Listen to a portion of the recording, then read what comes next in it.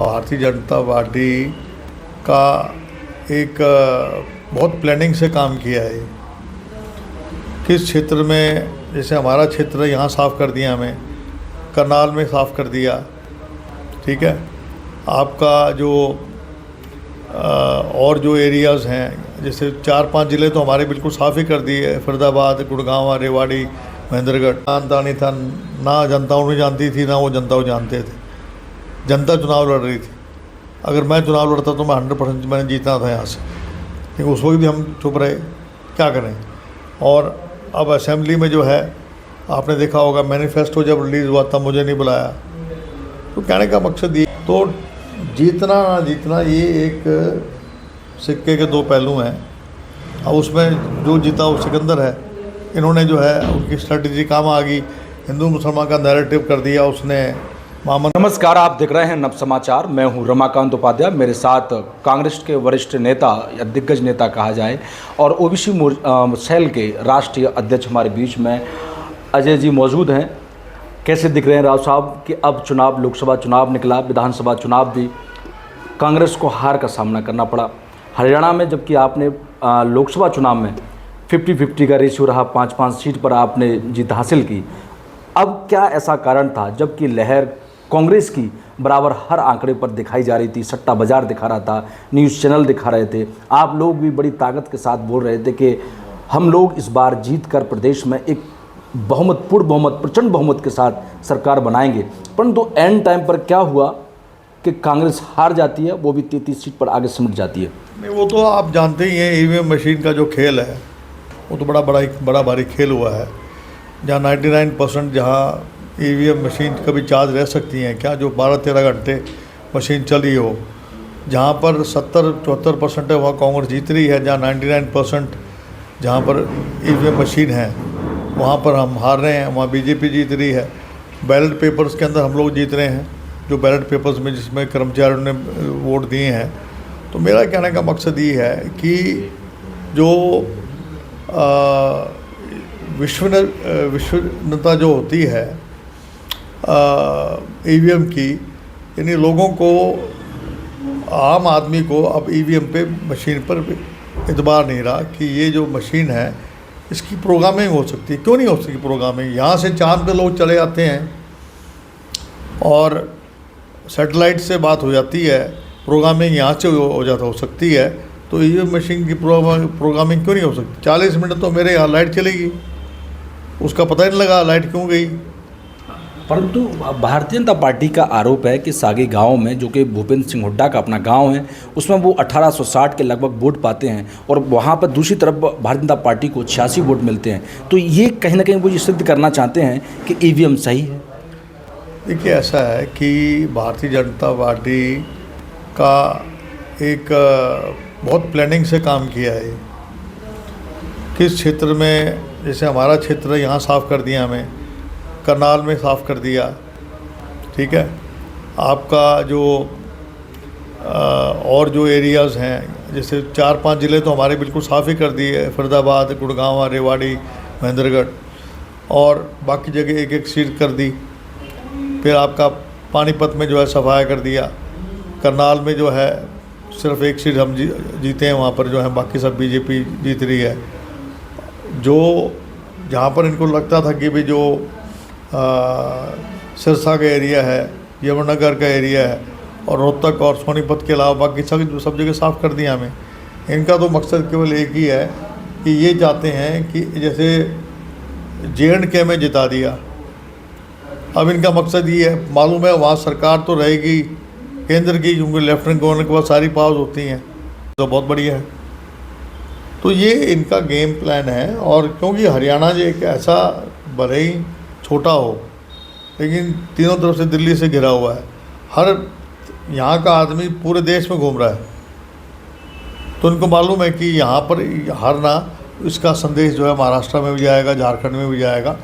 तो ये इनका एक प्लान्ड वे से और एक प्रोग्रामिंग करके हमें हराया गया। दूसरा और कारण भी है, मिसमैनेजमेंट का रहा है। हमारे जो प्रभारी महोदय वो बीमार रहे लास्ट टाइम क्या, जैसे ही टिकट की घोषणा होगी वो सीधे अस्पताल में दाखिल हो गए। उनको फिर अपना चार्ज छोड़ देना चाहिए था, कह देना चाहिए था। पर लेकिन कुछ लोगों का ये कहना है कि 20 सीटों पर जिस प्रकार से लास्ट मोमेंट पर जो टिकटें वितरण हुई, आप तो राजनीति में बड़ा अनुभव रखते हैं और आपको मालूम है कि कौन कैसा नेता है इस हरियाणा के अंदर क्या जीत, तो उस पर टिकट जो वितरण हुआ लास्ट में 20 सीटों पर, तो कहीं ना कहीं इस बार कांग्रेस ने चूक कर दी, ऐसे लोगों को टिकट दे दी कि वो उनको हार का सामना करना पड़ा। नहीं, वो तो देखिए जी, ऐसा है कि ज़्यादा सीटें तो भूपेंद्र सिंह हुड्डा जी ले गए ना, करीबन 72-73 सीट वो ले गए। तो बाकी जो बची हैं उसमें कितनी बची हैं? अब जैसे चित्रा सरवारा जी, उनके टिकट काट दी, वो जीतने वाली थी। शारदा राठौर जीतने वाली थी, उनके टिकट काट दी। तो टिकटें तो ऐसी बहुत सारी हैं जिनके टिकट काटी हैं, जो जीतने वाले लोग थे।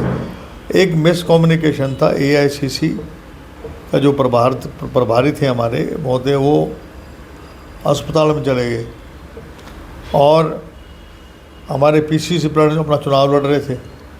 तो एक, अब जैसे मेरा यहाँ राहुल जी का कार्यक्रम के लिए प्रफुल्ल जी आ गए कहने के लिए कि जी आपके यहाँ रोड शो है, और उसके बाद जो है उसके बाद वो आए नहीं दोबारा। हमने दोबारा पूछा उनसे, यहाँ से विद्यार्थी जी से बात करी मैंने, अलंकार जी से बात की, बीजू जी से बात की, बोले जी ऐसा कोई प्रोग्राम कार्यक्रम नहीं, हमने अनाउंस कर दिया। तो उससे एम्बेरसमेंट तो होती है ना। तो इसी प्रकार से बहुत सारी बातें हैं। आपकी EVM की बात, OBC जो फैक्टर है बहुत बड़ा काम किया। दक्षिण हरियाणा में कैप्टन अजय यादव एक अच्छा नाम रखने वाले नेता, कांग्रेस के काफ़ी सीनियर नेता हैं आप। उसके बाद भी कैप्टन अजय यादव को जब टिकट जहां वितरण होता है तो उनको पूछा नहीं जाता है, या फिर ये समझिए कि उनकी सलाह मशवरा से टिकट नहीं दी जाती है, उसका भी सामना कांग्रेस पार्टी को दक्षिण हरियाणा में करना पड़ा। आपने लोकसभा में देख ही लिया था, आपने राज बब्बर को टिकट दी थी, यहाँ से 7,33,000 वोट ले गए। उनको कोई जानता नहीं था, ना जनता उन्हें जानती थी, ना वो जनता को जानते थे। जनता चुनाव लड़ रही थी। अगर मैं चुनाव लड़ता तो मैं 100% मैंने जीतना था यहाँ से, लेकिन उस वक्त भी हम चुप रहे, क्या करें। और अब असेंबली में जो है, आपने देखा होगा मैनिफेस्टो जब रिलीज़ हुआ तब मुझे नहीं बुलाया। तो कहने का मकसद ये है कि अगर आप किसी भी वर्ग को, मैं अपनी बात नहीं कर रहा, मैं वह समाज है, पंजाबी समाज है, ब्राह्मण समाज है, उनके पोस्टरों पे जो नेता हैं उनके आपका भी फोटो नहीं दिखा कहीं भी। वही तो मैं आपसे बता रहा हूँ मैं, कि जिन नेताओं के फ़ोटो होने चाहिए थे वो होने चाहिए थे, ताकि लगे कि छत्तीस बिरादरी की पार्टी है। 2005 में भूपेंद्र सिंह हुड्डा क्यों मुख्यमंत्री बने थे? OP जिंदल उनके साथ था, राव इंद्रजीत, मैं उनके साथ था, सुरेंद्र सिंह उनके साथ थे, चौधरी वीरेंद्र सिंह उनके साथ थे, हरपाल सिंह उनके साथ थे, यानी कि पूरा एक छत्तीस बिरादरी का जो शैलजा जी साथ थी। तो इसलिए मुख्यमंत्री, और मैं CLP लीडर था और भजन लाल PCC प्रेसिडेंट, दोनों नॉन जाट थे। उसके बावजूद भी हमने 67 सीट हमने जीती, हमने, क्योंकि हमने मेरिट के आधार पर टिकट दी थी। मेरिट के आधार पर अगर टिकट दोगे तो कोई भी इस प्रकार का मैसेज नहीं जाना चाहिए कि फलाना आदमी जो है वो सारी टिकटें लेके चला गया है। उसका मैसेज भी जाता है ना जनता में। सोना बासापुर और पटौदी सीट एक ऐसी सीट थी, इस बार कांग्रेस निकाल सकती थी क्योंकि वहाँ पर SC और OBC का खूब वोट था, परंतु टिकट भी वहाँ नहीं मिली OBC या SC ऐसे व्यक्ति को जो कि सीट निकाल सके। ऐसी लोगों में चर्चा है, इसको अजय यादव कैसे देखते हैं? देखिए, मैंने आपको एक तो उदाहरण दिया, शारदा राठौर का उदाहरण दिया है, अपना चित्रा सरवारा का आपको मैंने उदाहरण दिया है। तो जीतना ना जीतना ये एक सिक्के के दो पहलू हैं। अब उसमें जो जीता वो सिकंदर है। इन्होंने जो है उनकी स्ट्रेटजी काम आ गई, हिंदू मुसलमान का नैरेटिव कर दिया उसने। मामन खान ने बयान दे के कि जो मेवात के अंदर जिन लोगों ने मेरा विरोध किया था या जो लोग मेरे विरोधी हैं उनको चुन चुन के मैं यहाँ से बाहर भेजूँगा, तो उसका जो नैरेटिव था वो हिंदू मुसलमान का नैरेटिव बना दिया। उसी तरीके से जैसे मेरी एक फ़ोटो है, मैं ईद में गया हूँ तो उसको जो है पब्लिश कर रहे हैं कि भाई ये तो जैसे कप्तान अजय सिंह ही मुसलमान बन गया हो। तो ये भारतीय जनता पार्टी ना कॉलेज बनाएगी, ना मेडिकल कॉलेज बनाएगी, ना स्कूल बनाएगी, ना अस्पताल बनाएगी। केवल एक ही उनको पास एक बहुत अच्छा तरीका है, 700 साल मुगलों ने राज किया, तब जो है हिंदू ख़त्म नहीं हुए, अब इनके टाइम में ख़त्म हो जाएंगे क्या? ये जनता की सोच जो है उनको बदलनी पड़ेगी अपनी, नहीं तो इस तरह जैसे पिटते रहता प्रॉपर्टी ID फैमिली ID में और पिटेंगे और पता लग जाएगा लोगों को। लोग महंगाई से परेशान थे, बेरोजगारी से परेशान थे, सारे सिस्टम जो है गौण हो गया। एक हिंदू मुसलमान जो है मामला वो आगे बढ़ गया। महाराष्ट्र और झारखंड का चुनाव सामने है, अब कैसे देख रहे हैं कि यही हालत रही और आप EVM पर जिस प्रकार से जो अब अव्यवस्थाएं की आरोप लग रहे हैं कि जो बैटरी का 99% या तमाम और सारी चीज़ें, तो इस पर अब कांग्रेस पार्टी का शीर्ष नेतृत्व का क्या इस पर प्लानिंग है? ओबीसी कैसे सोचता है? कैप्टन अजय यादव अपनी बात को कैसे रखेंगे अपनी पार्टी के अंदर के हमें वहाँ पर यही चाहेंगे कि ईवीएम मशीन से छुटकारा मिले। ईवीएम मशीन जब तक छुटकारा नहीं मिलेगा, बीजेपी वाले सत्ता से हटने वाले नहीं हैं। राहुल गांधी का कहना है कि हम इस पर अब एक तरह से आंदोलन करेंगे, तो क्या उनके साथ में कैप्टन अजय यादव साथ हैं? उनके पक्के सिपाही हैं राहुल गांधी जी के। और जो राहुल गांधी ने तो भारत जोड़ो यात्रा, भारत न्याय यात्रा चला के दिखा दिया कि उनमें कोई दम है। उनकी बातों का अमल नहीं कर रहे हैं ना। जातीय जनगणना जो है वो उस पर अमल नहीं कर रहे हैं। उस पर अमल करना चाहिए। जो जितने हमारे जो कांग्रेस रूल स्टेट्स हैं उनको जातीय जनगणना का काम जल्दी पब्लिश करके और उसका कराना चाहिए। तो राहुल जी के अगर दिशा निर्देश पे चलेंगे तो कामयाबी अवश्य मिलेगी। चुनाव आयोग ने इसमें खड़गे जी को एक नोटिस जारी किया है। उसमें चुनाव आयोग ने कहा है कि आप पहले पुख्ता सबूत लाइए ईवीएम के खिलाफ, तब इस पर हम कोई कार्रवाई करेंगे। इलेक्शन कमीशन तो इनकी जेब में है। इलेक्शन कमीशन पे भरोसा किसको है? अब तो कोर्ट का दरवाजा ही खटका जाएगा। हमारे बीच में कांग्रेस पार्टी के ओबीसी मोर्चा के राष्ट्रीय अध्यक्ष हमारे अजय यादव जी, कैप्टन जी मौजूद, जिस प्रकार से उन्होंने बताया कि कांग्रेस पार्टी ने पूरी ताकत से चुनाव लड़ा, सब साथ में थे और जनता चुनाव इस बार लड़ रही थी, परंतु फिर भी हार का सामना करना पड़ा। ये कहीं ना कहीं ईवीएम में गड़बड़ थी, ऐसा उनका आरोप है।